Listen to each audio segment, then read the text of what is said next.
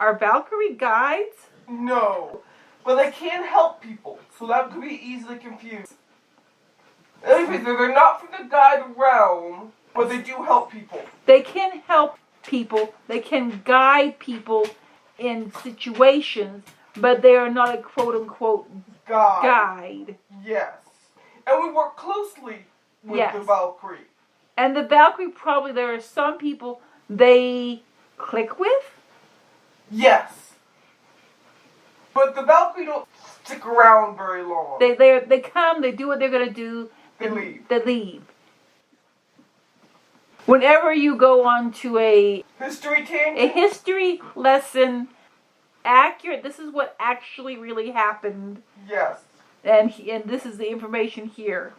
I really enjoy that. I think the trawlers have been your favorite. I love the trawlers.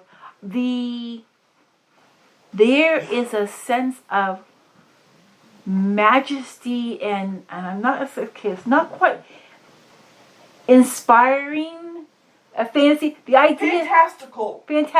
The idea of these ice boat sleds with these big sails going across the ice with families inside them. It's like a little town on it's like a sled. It's a sled with fire there, and they're going at night, so the northern lights. It's fantastical.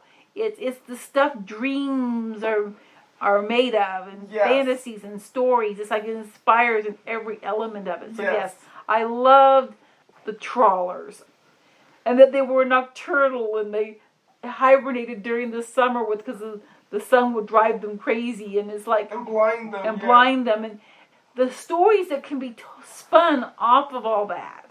Yes, the stories that the trawlers would tell about sun crazy, and their tattooed freckles, It's just constellations. It's fantastical, and I love that stories, those stories, and that information, not stories, that information. Well, it's told like a story. It's told like a story. It's a real story. Stories don't have to be made up. Yes, true. They're the real stories, and it's like the trawlers. I was like, ooh, yes, okay, I like the whole everything. I just thought they were cool, and like when we talked about the Vikings and how they had their houses and the boats and they'd go across and then they'd flip them over and they'd become the houses and how they would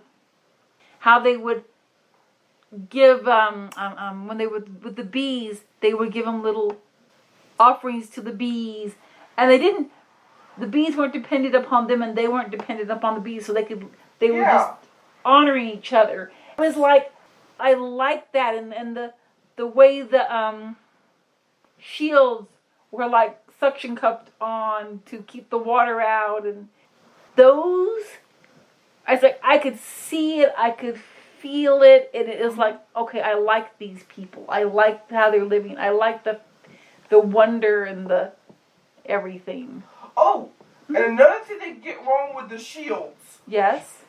They weren't made out of planks of wood. They were a solid disc from a tree.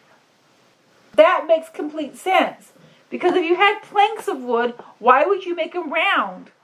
Exactly. It's like, why wouldn't you just make, if they were planks, wouldn't you make them square or triangle or some other shape? Why would you have them all be round? But a round disc from the tree, that makes complete sense. And it would be stronger. Because planks would have, each planks as they're brought together would be more likely wouldn't be as sturdy. Yes.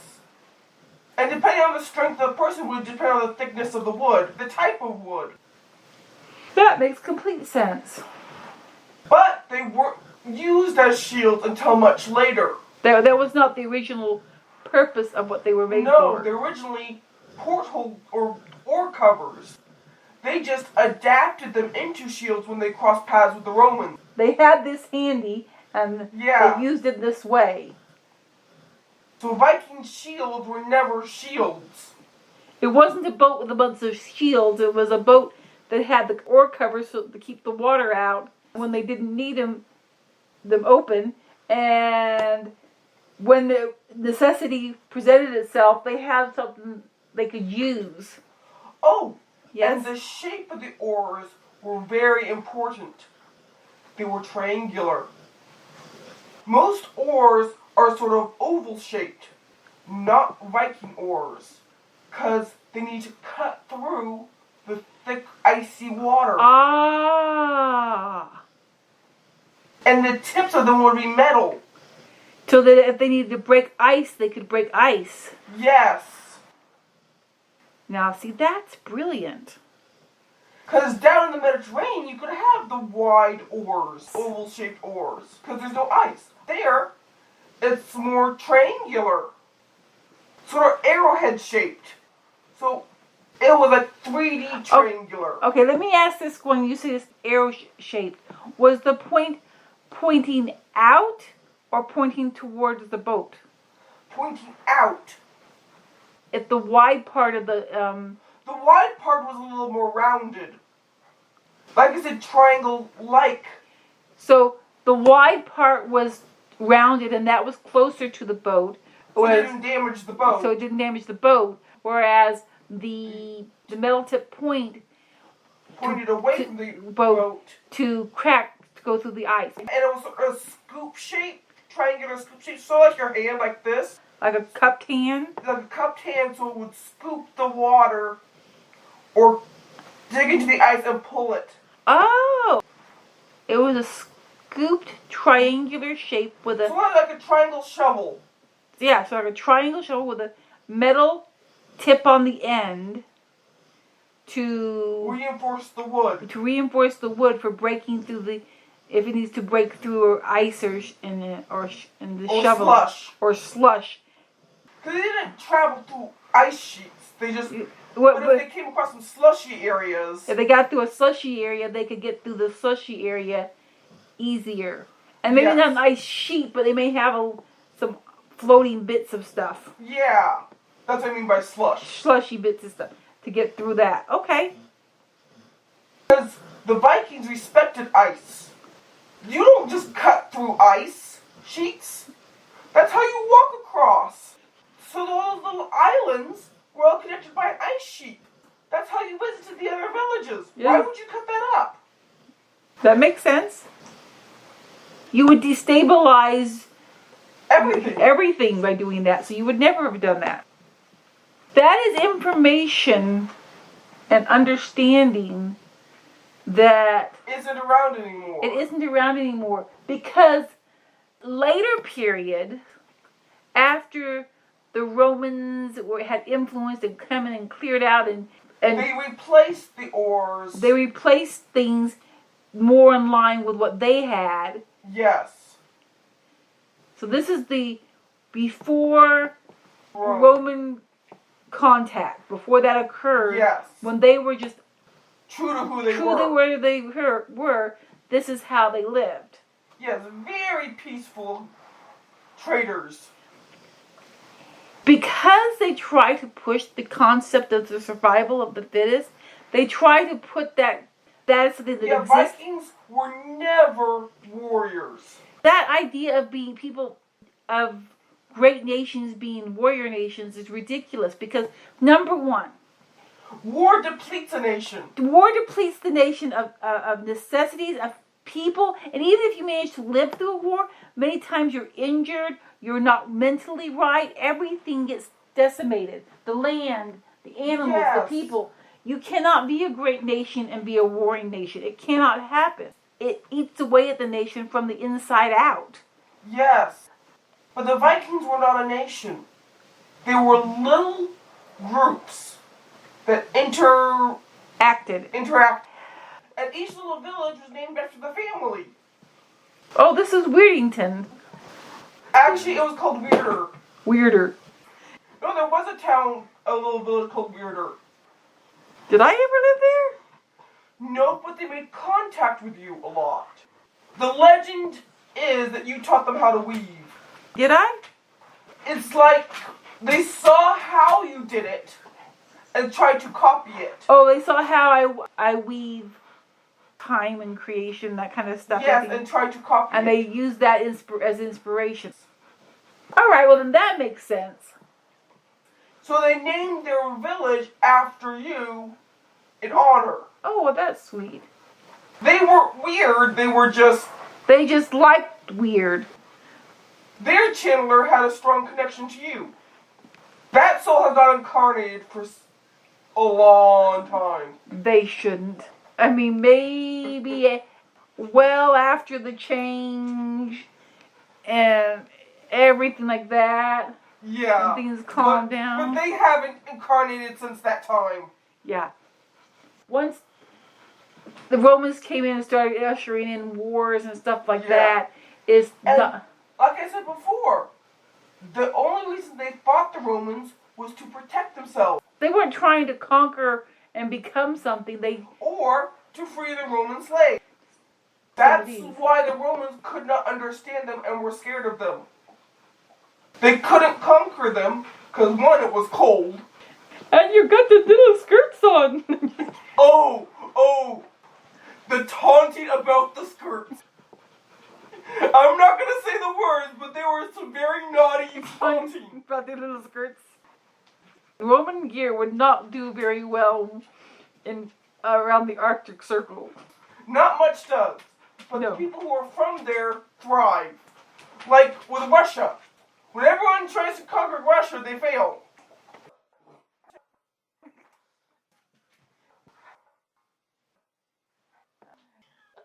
The Africans will share it with coal at night, and you're sitting around the fire, just sitting there and braiding on hair and doing fun and intricate patterns and stuff. This is with cool. Beads with beads and stuff. This is fun. This is cool. And also with the Native Americans. Braiding of the hair, intricate. It's extremely relaxing and almost meditative. It aligns chakras. Oh. It aligns the higher chakras. Oh. And the meridians. Oh. You can actually braid along the meridians and that helps them. It strengthens them. That makes complete sense. Because when you're braiding, there's little tugs on the hair follicles, and there's also a connecting and a unifying, and along the whole braid, if you touch it, there's a slight movement and on the physical level I'm speaking about. So I could see how that would be. And it flows along, the energy flows along the braid. Wow. When you braid your hair in intricate styles, the energy from your meridians flows along the braids. So certain people who have really sensitive energy fingers were the expert braiders because they could sense the person's individual meridians and braid along them. And they use certain kinds of stone beads to enhance it. Because they didn't use metal beads, they used stone beads, little gems. And you know how crystals are great for meridians and stuff. So the people who could understand that would braid them in different colors, which was a trawler thing too. Vikings and trawlers both had that trait. The braiding of the stones into the hair. Along the meridians. Along the meridians. Because there's so many meridians on your scalp. Yes, everything comes up and interacts up there. And along your jaw with the men with the beards, they would braid the beards with the gems too. So the braid would actually start at the top of the head and go down into the beard. Oh, that sounds so cool. With gems along the side. The braids would be braided, the beards would be braided, very much like the dwarves in Lord of the Rings. Having braids also kept it more clean also. Yes, and groomed. And groomed rather than having like just snarled masses. Snarled masses that catch, anything can get in and messy and... And then the firelight would catch the bead, the gems, and make sort of colored lights on the roofs and walls. That's just cool. I'm picturing that. It's like, wow. See, this is fantastical. Stronger to your jaw, like the more pronounced the braids could be. Or, if you had a more fine job, you would do a lot more little delicate braids. Because meridians are not exactly the same place for every person. They may follow a generalized path, but they're not identical. And then they would braid certain ones of the little braids together to make the meridians work better in harmony. Mm-hmm. So they braid along the meridians, and then the meridians may interconnect, and then go back out, and in other places it was like... the braids were very individualized. They weren't braided that way specifically to have a specific look. There was a spiritual health Yes. aspect to it. It just happened to also be beautiful. Yes. Well, it didn't happen to be. The beauty actually strengthened it too. There is a... They saw the beauty in the meridians. Yes. And wanted to make it viewable to everybody. Well, and it made the meridians so much healthier. And the chakras so much healthier. Because they were quite common, they would have the main central braid and then lots of little braids intersecting it. And because Vikings had very long hair, so it could go all the way down your back, like the chakras. And another reason why braids were great, wind. Oh yeah. You don't want your hair flying all over in front of your face, getting in when you're trying, this wind's going. Entangling for the ropes or yes. stuff. That's a good way to get hurt. So, the braids help things from not getting tangled in the winds. That also makes sense. And actually, the babies would wear braided caps for their meridians. Like, you would take, like, say... Wool. And it'd be like almost like crocheted or knitted, but it looks like braids for their meridians until their hair grew long enough. So young children and babies would wear the caps to keep their meridians strong as they're growing. And it was actually a ceremony to have your first braids done. Oh, that sounds beautiful. Because, say one person's hair grew faster than another person, so it varied from age to age. Yeah, it depended on when your personal hair was long enough for the braids. And your family would come together and braid your hair. And they would give gems from their hair to yours. And gift you with other gems. So it strengthened the family bond, Mm-hmm. the meridians, Mm-hmm. everything. First, they would take the gem out, cleanse it energetically, and then put it in the child's hair. And they would keep those specific gems until they did it for their children. The gems we passed on. So not all the gems, just specific gems. Specific gems would move in and out throughout the family. Yes. So you could have a gem that would be in the family for many generations. Yes. And then they'd be given some new gems, some family gems. And when they died, Mm-hmm. the hair was unbraided. Oh, because the meridians were no longer flowing. Oh. So they didn't burn them with clothes on. They had their hair draped over them. Because Vikings did cremation. That much that has been remembered. Yes. But it wasn't on boats. It was sort of boat-shaped, the ceremonial burning place, but it was stone. Like obsidian stone. Or something, volcanic stone, so it was used to fire. Volcanic stones, which came from fire there, those stones, they had specific places of those stones where they would unbraid their hair, let it out free. Yes. Because which would also free the spirit. Free the spirit, and then because they're not tied down to it with the meridians anymore. Yes. And then they would drape their hair over their bodies. And cremate them. Yes.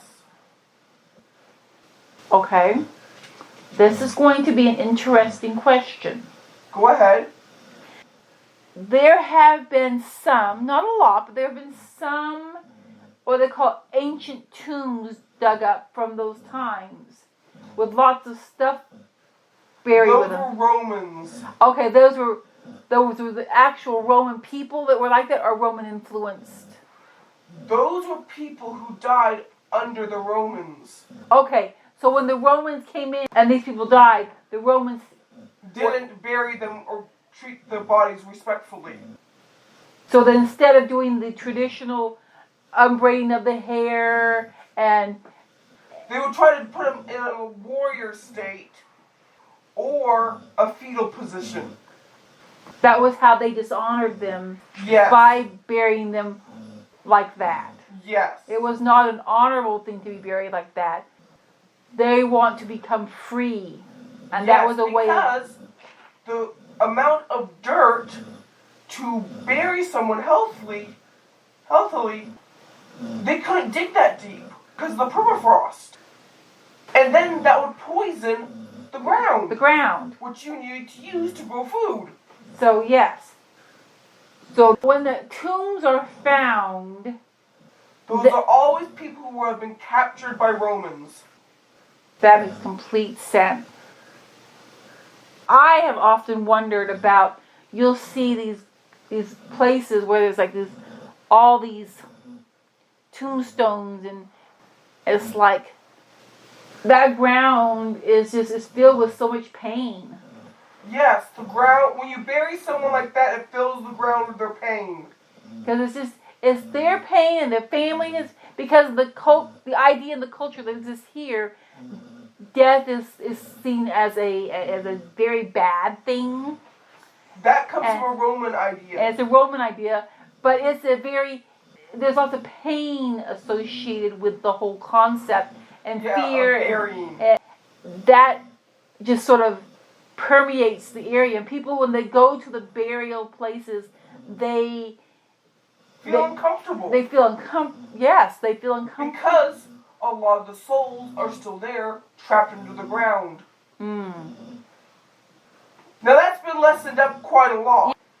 But that is why people feel uncomfortable in graveyards, and the whole burying is not a natural way to do it. Way to free the soul. To free the soul from the body. So that's what Viking funerals and the ceremonies of the braiding were like. The braiding is from the infancy to death. It's woven all through that. It's a... Oh, and the braids were so intricate. And as you got older, of course you would redo the braid after a while, but you could see the change of hair color. It's like if you had someone whose hair was lighter when they were younger and it grew darker, and then turned gray. The braids would continue. Look like a rainbow almost. It would hold on to all that. Yes. On a regular basis, like at certain times, like undo their hair and rebraid it, or... If it got messy, they would do it. But they would have the person who was the expert tracing the meridians do it. Redo it. The first braids were done by the family. The fixing of the braids was done by the meridian person.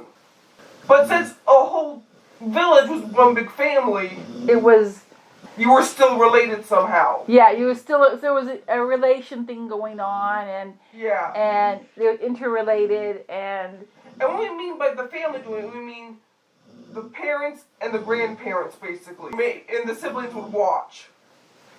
Or maybe pass the beads along, or something. They'd be involved in that way. They'd be involved, but they wouldn't be doing the actual braids. They would be learning how to braid. Learning the process of the braiding.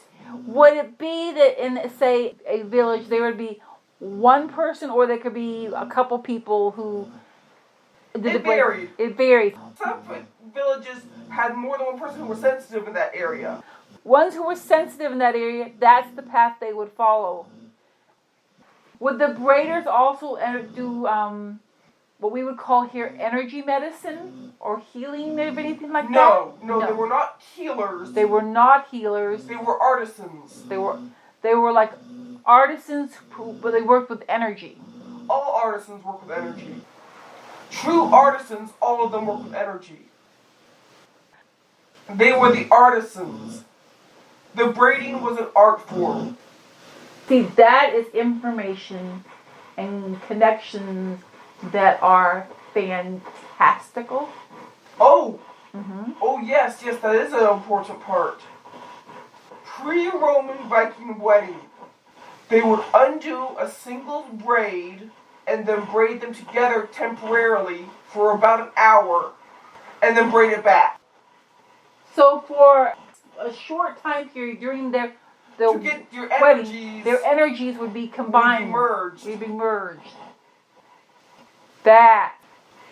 Beautiful. And if you weren't compatible, you cut the braid. That's what a Viking divorce was.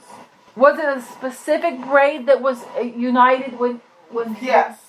So there was a specific braid that was undone. That was on the heart meridian. On the heart meridian, that was undone and braided together, and then it was put back separate.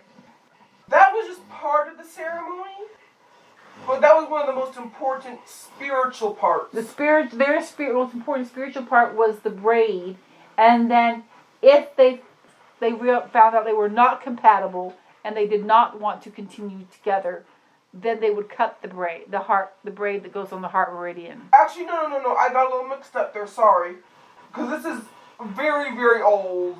Yes. They cut something, but not the hair. Not the hair. Oh! That's what it was.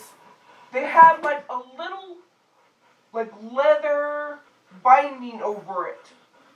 That's what they would cut. So when they got married, they would put a leather binding over that heart braid. Over the heart braid. And so when people would see the leather binding on the heart braid, they knew that person was married. Yes.